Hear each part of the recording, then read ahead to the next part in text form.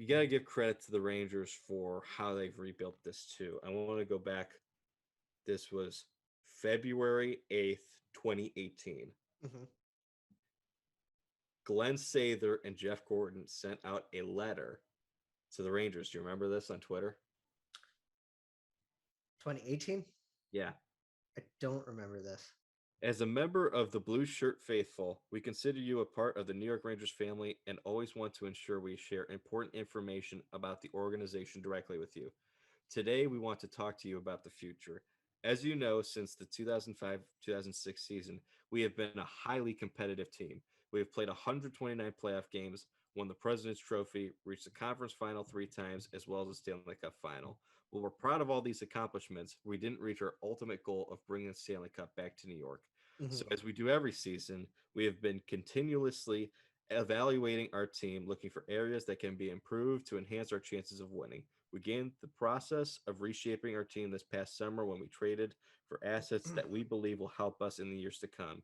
As we approach the trade deadline later this month and into the summer, we will be focused on adding young competitive players that can combine speed, skill, and character. This may mean that we lose some familiar faces and guys that we all care about and respect. While this is a part of the game, this is never easy. Our promise to you is that our plans will be guided by our singular commitment, ensuring we are building the foundation for our next Stanley Cup contender.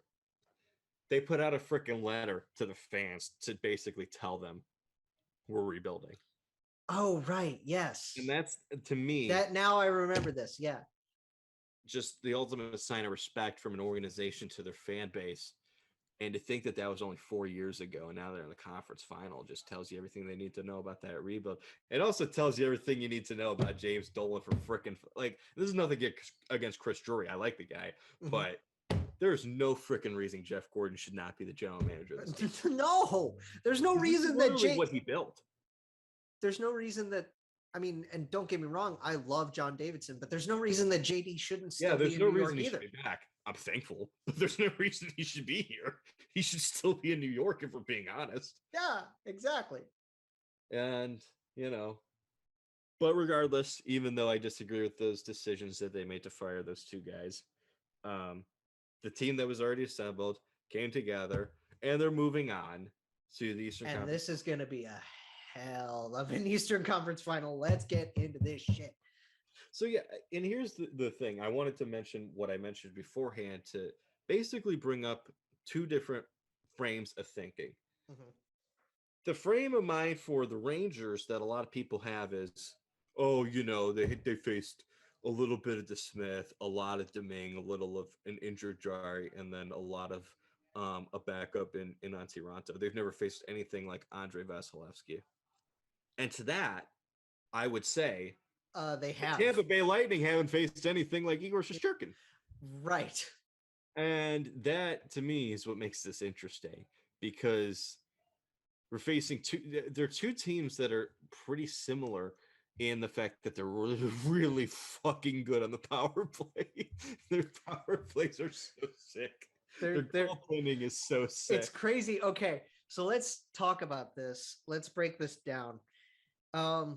First of all, I want to mention that this is the third series in a row that the Tampa Bay Lightning don't have home ice. Which is crazy. But they don't give a shit about that, which is no. So they're just like, I don't give a fuck. Like, this is the first time that these two teams have faced off since 2015, and that matchup was Ben Bishop versus Henrik Lundqvist. And now we get Igor Shesterkin versus Andrei Vasilevskiy. It's the predecessors, or it's the successors in the series, and it's exciting to think that these two organizations, man, they went from Ben Bishop to Andrei Vasilevskiy, and the other one went from Henrik Lundqvist to Igor Shesterkin.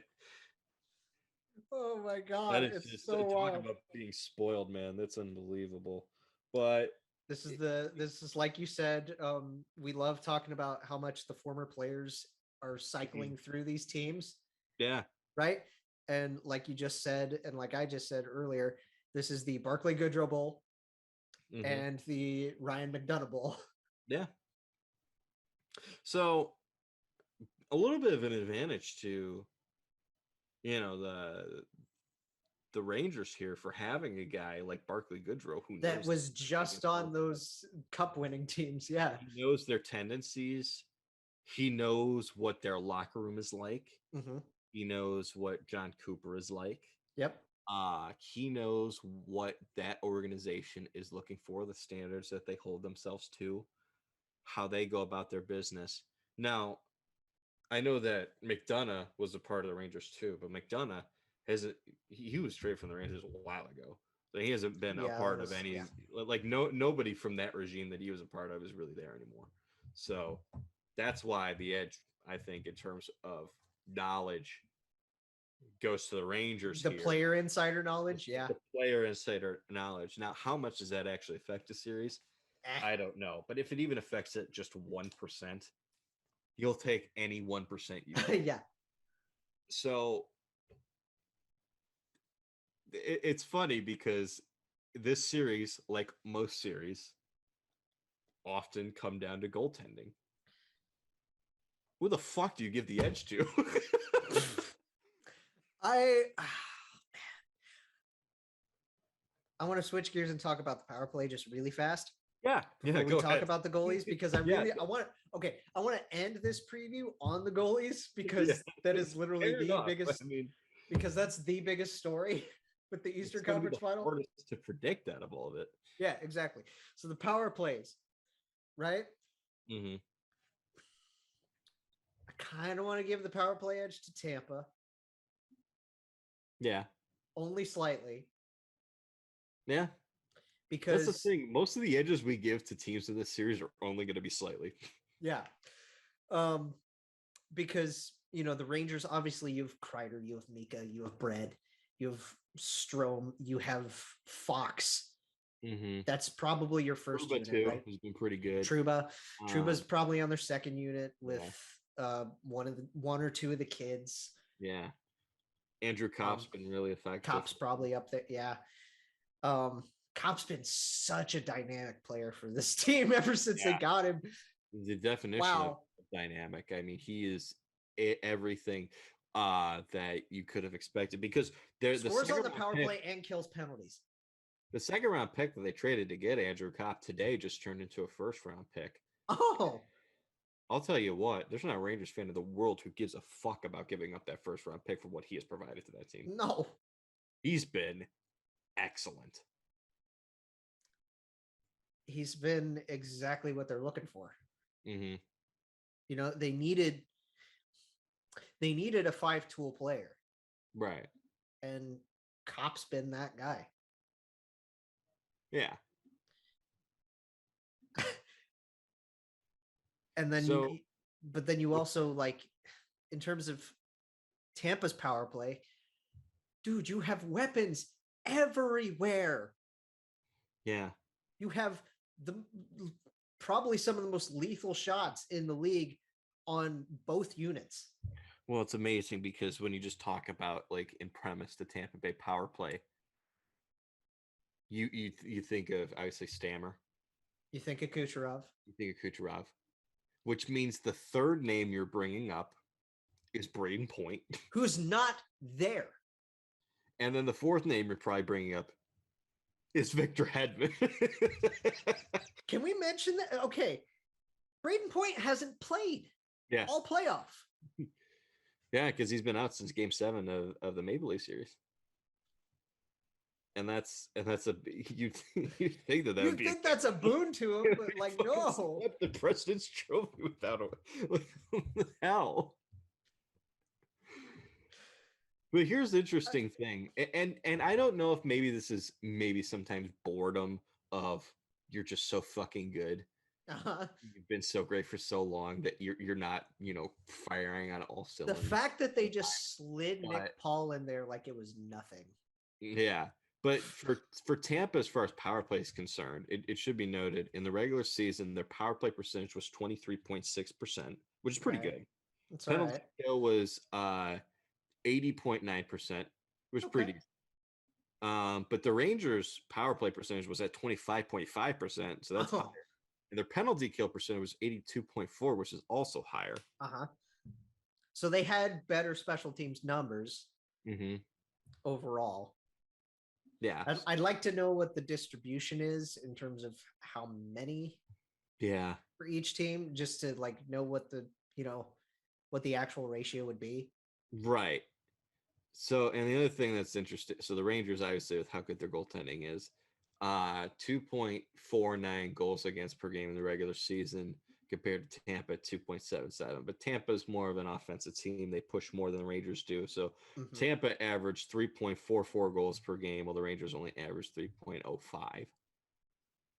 So the offensive edge, at least at 5-on-5, obviously goes to the Lightning. Yeah. But in terms of how they want to play, pace of play, the Rangers want the game to be a little bit slower, try and limit chances as much as they can. Gallant definitely. Gallant plays a more defensive-minded system than Cooper does.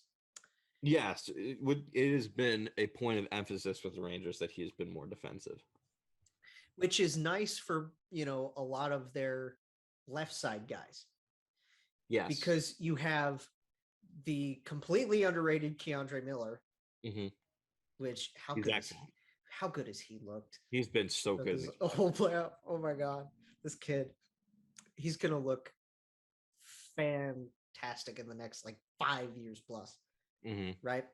You have the cyborg, as the hockey guy put it, in Ryan Lindgren. Yeah. That dude, I don't know how that dude is just he's just toughness. If you look at the word toughness, and it's just Ryan Lindgren. I literally I remember I watched the preview that Shannon did before we started this, and he kept calling him a cyborg, which I mean he is, and then fans on the Discord, on the SDPN Discord, kept calling him a bionicle.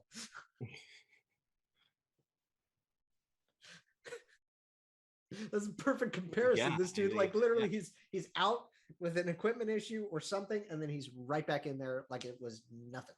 It's like he's coming back with a new body part. Like right. The interesting thing for previewing the series, and it doesn't always matter, but I'm trying to think who's their in the regular season. Oh, they swept Tampa in the regular season series? They did. I think that's interesting. And historically, teams that come off of a sweep don't perform as well because of how long they've been, out of commission, at least in comparison to teams that are coming off of a Game 7 win. Okay, so that's an interesting part too, because the rest is going to play a factor in this. It's the rest versus rust argument. Yeah. So and we're not talking about Brian. That dude got paid. Oh my God. He got paid a lot of money. So Tampa, obviously coming off the sweep, is on 9 days of rest. Yeah. Going into tomorrow. But I mean, at the same time, the Rangers are going back home completely amped at winning 2 straight games, winning 2 straight series. They're going to be tired, but at the same time, they do get that. Well, that's the thing too, is we talk about momentum, we talk about rhythms. Yeah. Right? New York is in a rhythm, having played every other day and still getting to play every other day going into tomorrow. Tampa's had 9 full days off. Yeah. They're going to be rusty. We know this. It's just how it is. So the question is... But it's just how rusty are they going to look? And the good thing I will say for them, if you're going to be rusty, it is better to be rusty to start a series on the road than it is at home, because you don't want to waste those home opportunities to win hockey games. Right. And you're in a situation where you don't need to win games 1 and 2. You just need to take 1 on the road. Handle your business, win 1 on the road, going back to Tampa. So you lose game 1 if you're Tampa. It's not the end of the world. It's not really that big deal. But, for the Rangers, like, if the Rangers are going to want to beat the Lightning, they're going to need to lock things down. in my opinion, it needs to be like at least tied 2-2 after 4 games in the series. They went down 3-1 to Pittsburgh. I understand that. You can't do what you did to the Penguins against. It's just not going to happen. They were also down 2-0 and 3-2 to Carolina. Exactly, and you can't afford to go down 2-0 to Tampa. The important thing for the Rangers, they can't trail by 2 games at any point in the series, whether it be 2-0 or 3-1. No, that's a death sentence. It is. Especially considering who the Tampa Bay Lightning employ between the pipes. Yeah. Let's talk about these guys. And that's where goaltending is obviously going to be very important in this series. This is going to be a war in net. It is paramount in games 1 and 2 because, like we talk about rust versus rust, and the fact that Tampa Bay is going to be a little rusty coming into the series, whereas the Rangers are in a little bit of a rhythm here. Mm-hmm. They're going to need Igor to be great, and they need him to be better than Vasilevskiy in games 1 and 2, in my opinion. They need him to want to win the series. They need him to be the way he started 2022. Mm-hmm. When he was coming in, through the first month of this year with over a 950. Yeah. I know that's like superhuman numbers, but that's kind of what they need out of him against a guy like Andrei Vasilevskiy, who is coming off of winning back-to-back cups. He's got a Conn Smythe or 2. Does he not have? I think he's got at least the 1, right? Yeah. He's got at least the 1. He's got 1. The bubble one was Hedman. Okay. So he's got the 1 from 21. Mm-hmm. He's huge. And he's just like, he's literally the definition of unbeatable in clutch situations. Yeah, especially the playoffs. But I don't want to sound dramatic. I can't remember the last time I thought a 920 save percentage in a series might not be enough.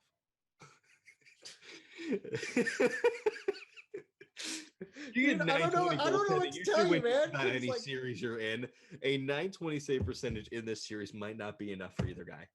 Do you remember the 21st night of September? Yes. Do you remember there was, I want to say 2 years ago, there was a game between Toronto and Los Angeles that ended. And obviously this is a regular season game, so it's like this doesn't apply in the playoffs necessarily. Right. But the result was 1-0 in a shootout. Yeah. Those are always fun. Literally no goals were scored. Both goalies got a shutout and one of them lost. That is how I feel about the goaltending matchup in this series. That is exactly what I feel like. Exactly how it feels. And the crazy thing is, both of these guys, especially for goalies, are still crazy friggin' young. Because you got to remember that Andrei Vasilevskiy just turned 27.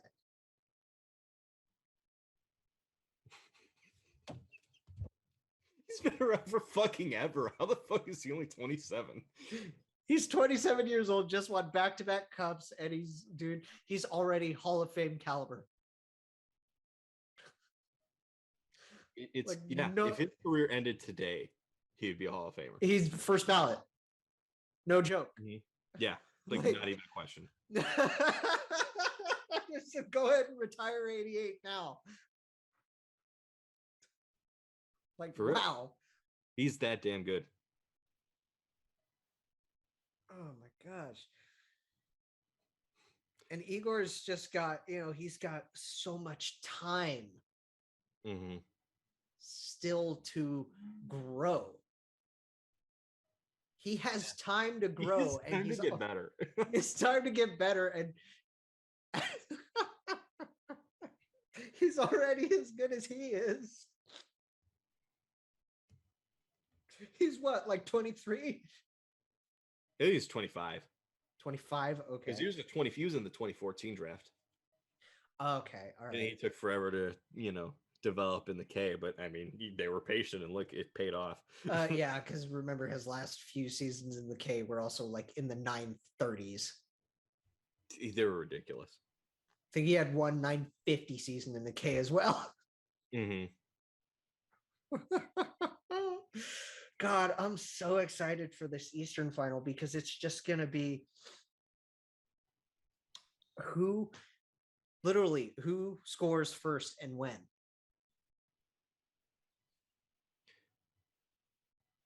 We'll see a goal in like the fourth overtime. Fourth overtime. To make it 1-0. It's going to be wild because it's like, it's going to feel like the way Stars and Flames started. You know, like I'm imagining the way that Flames and Stars went. 1-0 and then 2-0. Right. And then you're sitting around like, holy fuck. But at the same time, you're watching the way that the skaters play. And it's some of the craziest setups. You know what I mean? Mm-hmm. It's going to be like watching everybody fly around is going to be so dynamic and crazy. Mm-hmm. But then you see a chance actually happen and it's nothing. Yeah. For either goalie. And it's like, okay, this is going to be. Much of the Stanley Cup playoffs is goaltending, like we've said.